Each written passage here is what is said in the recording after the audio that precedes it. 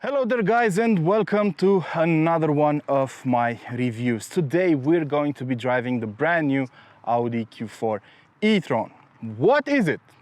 It's the latest offering from Audi in terms of electric mobility.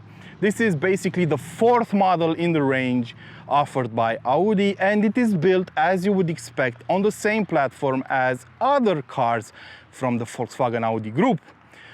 Because being part of such a big group that decided to invest 40 billion euros in one platform for electric cars certainly pays off. So this car uses the MEB platform, just like the Volkswagen ID.4, the Skoda Enyaq, the Cupra Born, the Volkswagen ID.3 and the likes. Basically, under the sheet metal you will find the same electric motors, the same battery packs and the likes on this car. But we're not here to talk about that right now. Let's talk about the exterior design for a moment. I like the fact that Audi managed to keep its brand identity intact with the design of this car. So if you look at it, you cannot mistake it for a different model. And I like the fact that even though the proportions might seem similar to what you would find on the ID.4 or the Enyaq, it has a different look. Now, of course, as it is the case with most electric cars, the exterior design was sculpted so that it would be as aerodynamic as possible. You will notice the flat nose, which is meant to be as aerodynamic as possible. You will notice that the single frame, the traditional design cue of Audi models, is all blocked out, and also these fake grills over here are also blacked out. The only grill that's not blocked out is the one at the bottom, which is used to feed air into the battery pack under the floor. And even that grill can open and close depending on the driving mode you're in. Quite a nifty trick, and it's something I've seen for the first time on the ID.4 and the Enyaq. All of these cars have the same tricks up their sleeves. Also up front you will notice these headlights. These are optional headlights. All Audi Q4 models come with LED headlights, but these are the Matrix LED headlights, which are adaptive of course and are meant to improve your night vision. Also the LED daytime running lights are customizable, so you can basically choose a different way for them to look depending on your personal preference using the infotainment system. Moving to the side, you will notice that the lines are very clear cut. The car is very simple from the side, and that the doors cover the door sills. Furthermore, on this particular car, you might notice that we have 21-inch RS wheels, which have been, of course, aerodynamically optimized, and they are an optional feature. This car is also fitted with the S-Line package, which makes it look a bit more aggressive compared to the normal cars.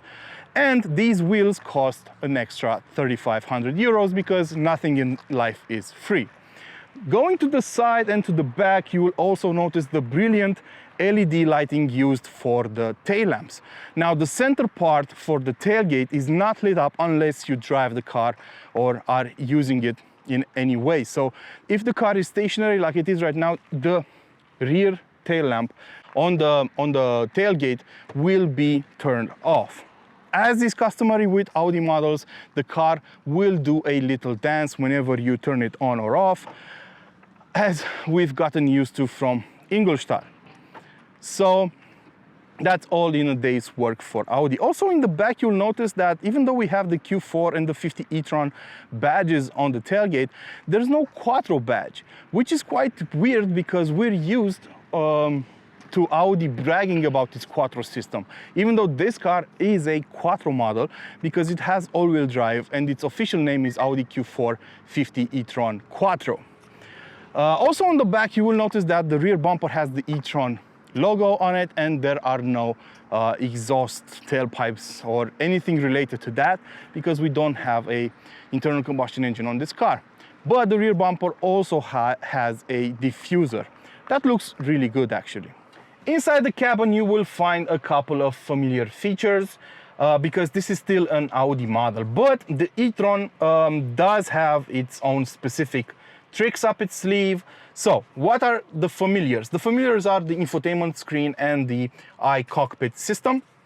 Both of them are known from the other Audi models in the range, and they work flawlessly. We all know them, we're familiar with them. The infotainment system, the MMI system, is very easy to use. It's a bit dull because everything is black over here, but overall it works brilliantly.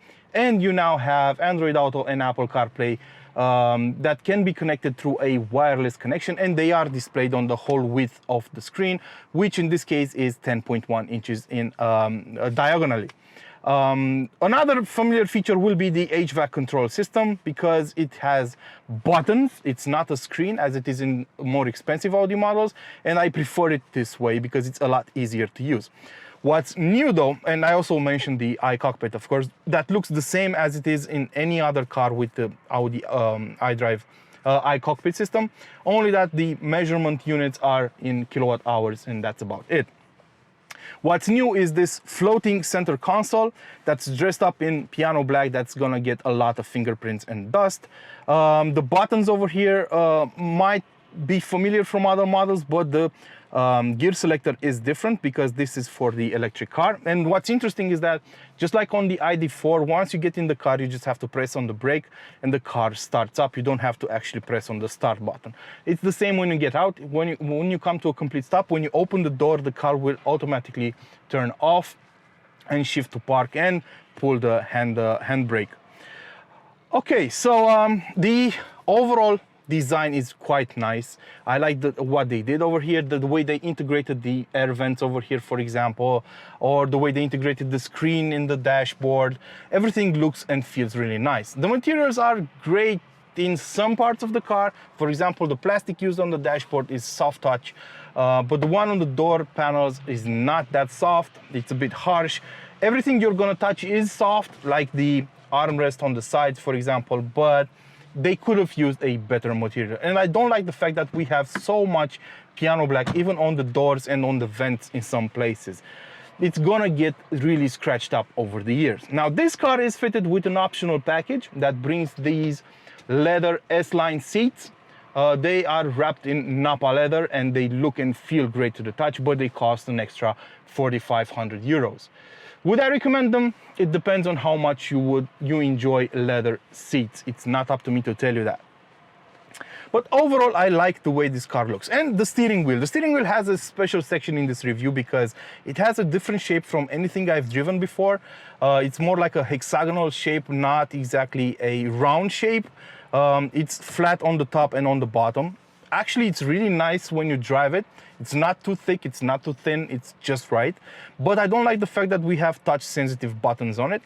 Luckily, these buttons will accept inputs when you press on them, but you can accidentally touch them and trigger some reaction, some chain reaction, as a matter of fact. So I prefer old school buttons on my steering wheel. I don't see the need for all this touch-sensitive stuff. I know a lot of you will be curious about how much room there is in the back, so this is the rear seat of the Audi Q4 e-tron. This is how I fit. I'm 6 feet tall and about 250 pounds, so this is how a person of my size would sit behind another person of the same stature, because the driver's seat is adjusted in my comfortable driving position. And this is how I fit in the back. Actually, I have a decent amount of knee room, and I'm not touching the roof lines, so that's really good in my book. Reminds me of the Skoda Enyaq that had similar amounts of room. We have the panoramic sunroof over here, and it will cut into the space a bit, but you're still going to be comfortable. The rear seats are about 7 centimeters higher than the front ones, so it would allow the rear passengers to have a better view up front. Also, we have a armrest over here that's quite decent, nothing extraordinary to talk about, and we have these extraordinary seats wrapped in Napa leather in the back as well. But other than that, nothing much to talk about, except for maybe a cup holder here in the door panel, and that's about it. Now that we're behind the wheel of the Audi Q4 50 e-tron Quattro, let's see just how fast it can reach 100 kilometers an hour from standstill. We are in dynamic mode. I'm gonna turn the traction control partially off, and let's go. Ooh. 100. Well, that took theoretically 6.2 seconds. That's how much Audi claims it would take this car to reach 100 kilometers an hour from standstill. And that's because this is the top dog in the Q4 range. This is the 50 quattro version. Of course, you can buy different models as well. The range kicks off at a 170 horsepower version with rear wheel drive alone. But this car is the top dog 50 version. And that means it has two electric motors, one on the front axle, one on the rear axle, and they can deliver up to 299 horsepower and 460 Newton meters of torque. Why not 300? Beats me. I'm assuming it has something to do with the legislation in some countries where cars are taxed depending on their power output, even though in most countries electric cars have a favorable view in terms of taxes. But it is what it is. 299 horsepower, 460 Newton meters of torque. That's what we're dealing with here. Is that enough for a car that tips the scales at 2100 kilos? I think it is. The car never feels slow, to be honest. It feels really quick off the line, especially in a straight line. Now, what I should point out is that we do have the sport suspension on this car. We do have a couple of options that make it sportier, from the S-Line package that doesn't really affect performance to the sportier suspension, sportier steering rack, and so on. So yeah, the car feels fast in a straight line, but the trouble starts when you arrive at a set of twisty roads, because you will feel the weight of the car. There is a good part to being an electric car, because a conventional SUV of this weight would carry the bulk of its weight higher than on this car, because this car, as most electric models do these days, has all the batteries in the floor. This car uses the same MEB platform as the Skoda Enyaq or the Volkswagen ID.4. They are basically identical in terms of battery packs and electric motors. As a matter of fact, they are exactly the same. The only difference is in the way they are calibrated. And the ID.4 GTX, for example, has the exact same front and rear motors. And the Skoda Enyaq has the same electric motor on the rear axle and on the front axle. But the only difference in power delivery and specs comes from a software. This car feels heavy when you're trying to drive it like a hot hatch, but you feel the weight down low. Basically, it's like you're on a skateboard and you don't really have a lot of control over what the skateboard does. You will feel it trying to escape the ideal route you're trying to take, but your control over it is limited. So that's the way you're gonna feel this car whenever you're gonna drive it in a sportier fashion. So let's say you approach a bend with more speed than you should. What will happen is you will feel the underpinnings of the car pushing towards the outside. Not a lot of body roll, because the weight is down low, not a lot of lean, but you will feel the weight pushing you towards the outside of the corner. It's a really interesting trick. It's a really interesting feeling too, because the wheels will start losing grip at a certain point, and you'll start hearing the tires squealing. Even these huge 21-inch wheels will do that. So it's not a bad car to drive. It is very much oversteering if you want it to. As a matter of fact, the rear motor will work like 90% of the time. The front one will only intervene in certain occasions in order to make the car more efficient. If you switch to dynamic driving mode, the car will use both of its motors at the same time. But other than that, the front one will be decoupled and will only step in when the car senses some sort of slippage on the rear axle, or when you're pushing it past the kick down point with your throttle. Now, You do have several driving modes on this car, and they do change its character. And that's something I like about established car makers making electric cars. They feel familiar. This Audi Q4 feels very familiar, feels like an Audi, even though it uses an electric powertrain. Using the car on a daily basis, the car will start in auto mode by default. But you also have efficiency mode, comfort mode, dynamic mode, and an individual mode, and a range mode that's hidden. It's not in the shortcut menu. You have to go into the infotainment system to use it. So in auto mode, the car will adapt to your driving style. If you're using efficiency mode, everything is toned down. And if you're using comfort mode, the car will, well, basically feel like an A8. The throttle response is very soft. Everything is done very soft. When you're accelerating, the car accelerates smoothly, and so on. It's a very nice feeling overall.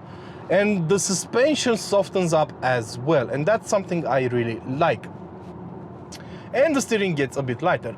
Switching to dynamic mode, the steering gets heavier, and the sensitivity of the go faster pedal is a lot higher, so it will react to your every input on an instant. Whereas on the other driving modes, there will be a small delay, and that is calculated and introduced into the driving mode specifically so that you would have a familiar feeling, a feeling you would normally get on a regular Audi.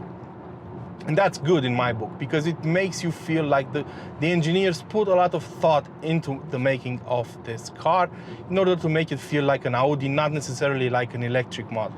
All that dynamic driving aside, this car is very pleasing to drive around town, very easy to drive. The steering rack is faster at slower speeds and gets progressively slower as you accelerate. Reaching 100 kilometers an hour is easy, as you just saw, and any kind of overtaking up to 150 kilometers an hour will be easy to do. Highway cruising is easy to do as well. The car has plenty of power and plenty of juice. Now you will be wondering just how much energy this car needs to get around. Well, I did a in-depth range test with this car. I'm gonna drop a link over here so you can check it out. And my results were as follows. Around town, around 420 kilometers of range, 420 kilometers of range. Outside the city limit on B roads at an average speed of around 80 kilometers an hour, that range went up to about 500 kilometers. And on the highway, I managed to squeeze out over 300 kilometers of range. So that's pretty good if you ask me. Now I have to say, as I did in that in-depth video, that the driving conditions were pretty much ideal. The temperature was between 20 and 25 degrees. So that's basically like the ideal scenario.